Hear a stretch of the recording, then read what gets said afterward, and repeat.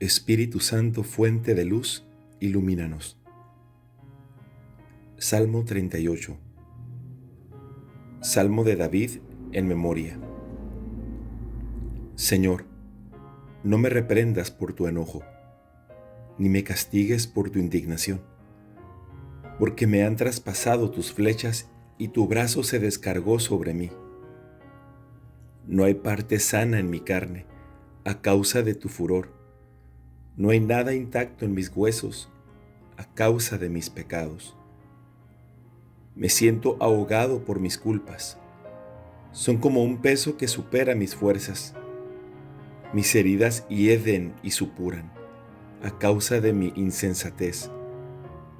Estoy agobiado, decaído hasta el extremo, y ando triste todo el día.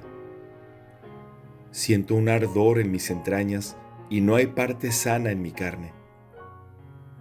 Estoy agotado, deshecho totalmente, y rujo con más fuerza que un león. Tú, Señor, conoces todos mis deseos, y no se te ocultan mis gemidos. Mi corazón palpita, se me acaban las fuerzas, y me falta hasta la luz de mis ojos. Mis amigos y vecinos se apartan de mis llagas, mis parientes se mantienen a distancia. Los que atentan contra mí me tienden lazos, y los que buscan mi ruina me amenazan de muerte. Todo el día proyectan engaños, pero yo, como un sordo, no escucho, como un mudo, no abro la boca. Me parezco a uno que no oye y no tiene nada que replicar. Yo espero en ti, Señor. Tú me responderás, Señor, Dios mío. Solo te pido que no se rían de mí, ni se aprovechen cuando tropiecen mis pies, porque estoy a punto de caer y el dolor no se aparta de mí. Sí, yo confieso mi culpa y estoy lleno de pesar por mi pecado. Mis enemigos mortales son fuertes y son muchos los que me odian sin motivo, los que me retribuyen con maldades y me atacan porque busco el bien. Pero tú, Señor, no me abandones. Dios mío, no te quedes lejos de mí. Apresúrate a venir en mi ayuda, mi Señor, mi Salvador.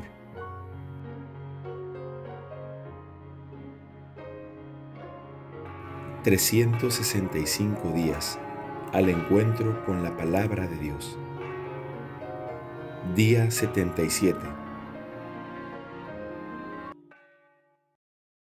Del Santo Evangelio según San Lucas. Capítulo 16.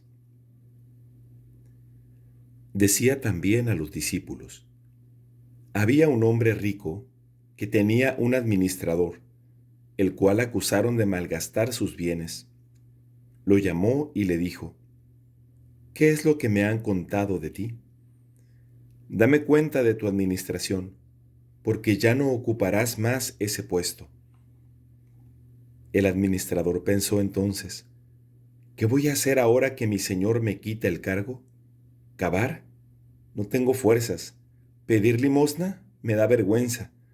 Ya sé lo que voy a hacer para que al dejar el puesto haya quienes me reciban en su casa. Llamó uno por uno a los deudores de su señor y preguntó al primero: ¿cuánto debes a mi señor? 20 barriles de aceite, le respondió. El administrador le dijo: toma tu recibo, siéntate enseguida y anota 10. Después preguntó a otro: ¿y tú cuánto debes? 400 quintales de trigo, le respondió. El administrador le dijo: toma tu recibo y anota 300. Y el Señor alabó a este administrador deshonesto por haber obrado tan hábilmente, porque los hijos de este mundo son más astutos en su trato con los demás que los hijos de la luz. Pero yo les digo: gánense amigos con el dinero de la injusticia, para que el día en que éste les falte, ellos lo reciban en las moradas eternas.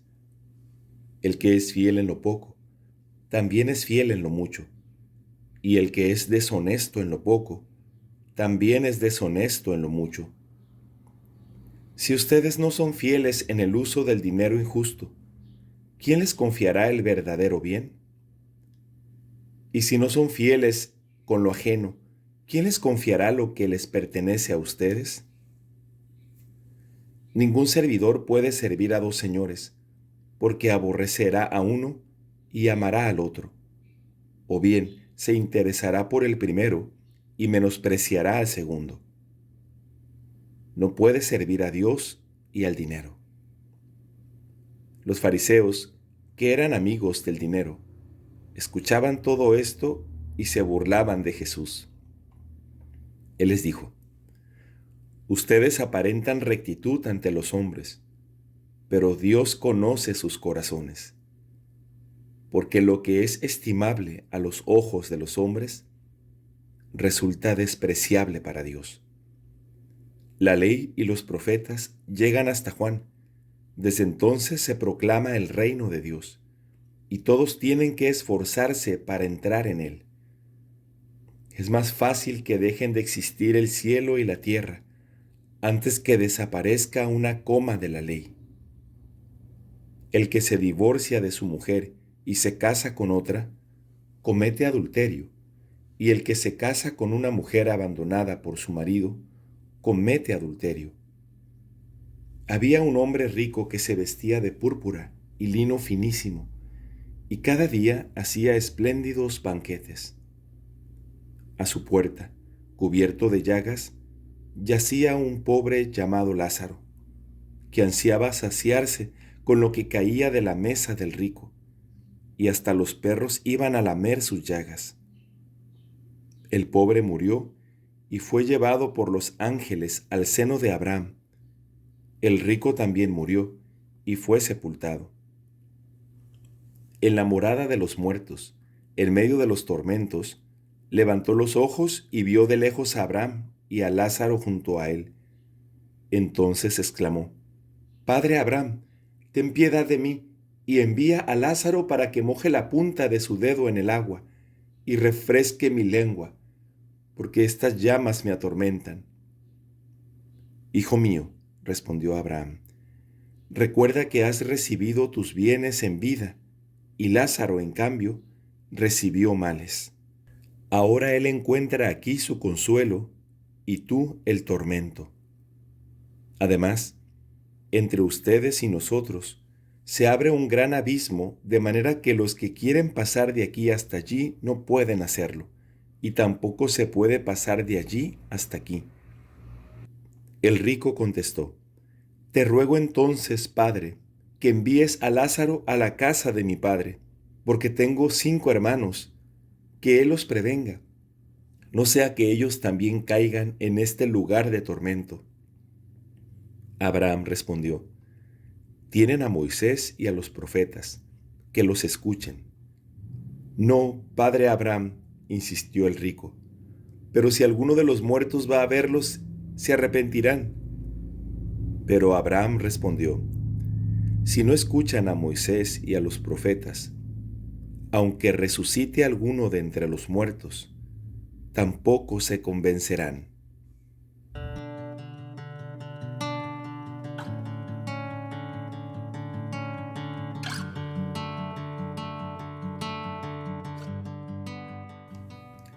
Del libro de los Jueces, capítulo 1. Después de la muerte de Josué, los israelitas consultaron al Señor diciendo: ¿Quién de nosotros será el primero en subir a luchar contra los cananeos? El Señor respondió: Que suba Judá, porque yo he puesto el país en sus manos. Entonces Judá dijo a su hermano Simeón: Sube conmigo al territorio que me ha tocado en suerte. Atacaremos a los cananeos, y después yo iré contigo al territorio que te ha sido asignado. Y Simeón lo acompañó. Cuando Judá subió, el Señor puso en sus manos a los cananeos y a los pericitas, y derrotaron en Besec a 10,000 hombres. Allí se encontraron con Adoní Besec, combatieron contra él y derrotaron a los cananeos y a los pericitas. Adoní Besec trató de escapar, Pero ellos lo persiguieron, lo capturaron y le cortaron el dedo pulgar de las manos y de los pies. Entonces Adoní-Bezek exclamó: 70 reyes, con los pulgares de sus manos y de sus pies cortados, recogían migajas debajo de mi mesa, y ahora Dios me retribuye de acuerdo con lo que hice. Luego lo llevaron a Jerusalén, y allí murió. La tribu de Judá atacó a Jerusalén, la tomaron, pasaron a sus habitantes al filo de la espada e incendiaron la ciudad. Luego la tribu de Judá fue a combatir contra los cananeos que habitaban en la montaña, el Negev y la Cefelá. Judá avanzó contra los cananeos que habitaban en Hebrón. Hebrón se llamaba antiguamente Kiriat Arabá, y derrotó a Sesai, a Jimán y Talmai. Después allí subió contra los habitantes de Debir, que antes se llamaba Kiriat Sefer. Entonces Caleb dijo: al que derrote y conquiste a Kiriat Sefer, yo le daré como esposa a mi hija Acsá. El que la conquistó fue Otniel, hijo de Kenaz, y el hermano menor de Caleb, y éste le dio como esposa a su hija Acsá. Cuando ella llegó a la casa de su esposo, éste le sugirió que pidiera un campo a su padre. Ella se bajó del asno, y Caleb le preguntó: ¿qué quieres? Quiero que me hagas un regalo, le respondió. Ya que me has mandado al territorio de Negev, concédeme al menos un manantial. Y él le dio el manantial de arriba y el manantial de abajo. Los del clan de Jobab, el kenita, que había sido suegro de Moisés, subieron con la tribu de Judá desde la ciudad de las palmeras hasta el desierto de Judá, al sur de Arad, y se establecieron entre los amalecitas. Judá, por su parte, se fue con su hermano Simeón. Ellos derrotaron a los cananeos que habitaban en Cefat y consagraron la ciudad al exterminio total. Por eso, la ciudad se llamó Jormá. Pero Judá no pudo apoderarse de Gaza y su territorio, ni de Ascalón y su territorio, ni de Ecrón y su territorio. El Señor estaba con Judá, y éste pudo ocupar la montaña, pero no logró desposeer a los habitantes de la llanura, porque estaban equipados con carros de hierro. De acuerdo con lo establecido por Moisés, Hebrón fue asignada a Caleb, y él expulsó de allí a los 3 hijos de Anac. La tribu de Benjamín, en cambio, no pudo desposeer a los jebuseos que habitaban en Jerusalén. Por eso los jebuseos continúan habitando en Jerusalén con la tribu de Benjamín hasta el día de hoy. La casa de José, por su parte, subió contra Betel, y el Señor estaba con ella. La casa de José envió espías a Betel, la ciudad que antiguamente se llamaba Luz. Y cuando los espías vieron a un hombre que salía de la ciudad, le dijeron: muéstranos el acceso a la ciudad y te perdonaremos la vida. Él les indicó el acceso a la ciudad, y ellos pasaron a sus habitantes al filo de la espada, pero dejaron ir a aquel hombre con toda su familia. El hombre se dirigió al país de los hititas y fundó una ciudad a la que llamó Luz. Este es el nombre que tiene hasta el día de hoy. Manasés, en cambio, no pudo adueñarse de Bet-Seán y de Tanac, con sus respectivas ciudades dependientes. Tampoco desposeyó a los habitantes de Dor, de Ibleam y de Megido, con sus respectivas ciudades dependientes, sino que los cananeos continuaron ocupando ese territorio. Pero cuando Israel se hizo más fuerte, obligó a los cananeos a pagar tributo, aunque no llegó a desposeerlos. Efraín no pudo desposeer a los cananeos que habitaban en Geser, de manera que éstos continuaron viviendo en medio de él, en Geser. Zabulón no desposeyó a los habitantes de Quitrón, ni a los de Naalol. Los cananeos continuaron viviendo en medio de él, pero fueron obligados a pagar tributo. Aser no pudo desposeer a los habitantes de Acó, de Sidón, de Machleb, de Acsib de Afric y de Rehob. Por eso la tribu de Aser se estableció en medio de los cananeos que ocupaban el país, ya que no pudieron desposeerlos. Tampoco Neftalí pudo desposeer a los habitantes de Bet-Semes, ni a los de Bet-Anat, y se estableció en medio de los cananeos que habitaban el país. Pero los habitantes de Bet-Semes y de Bet-Anat fueron obligados a pagar tributo. Los amorreos obligaron a la tribu de Dan a replegarse hacia la región montañosa, impidiéndosele bajar hasta el llano. Los amorreos pudieron permanecer en Argeres, en Aialón y en Saalbín, pero cuando la casa de José afianzó su poder, fueron obligados a pagar tributo. En cuanto a los edomitas, su frontera se extiende desde la cuesta de Acrabim, a partir de la roca, y continúa hasta arriba.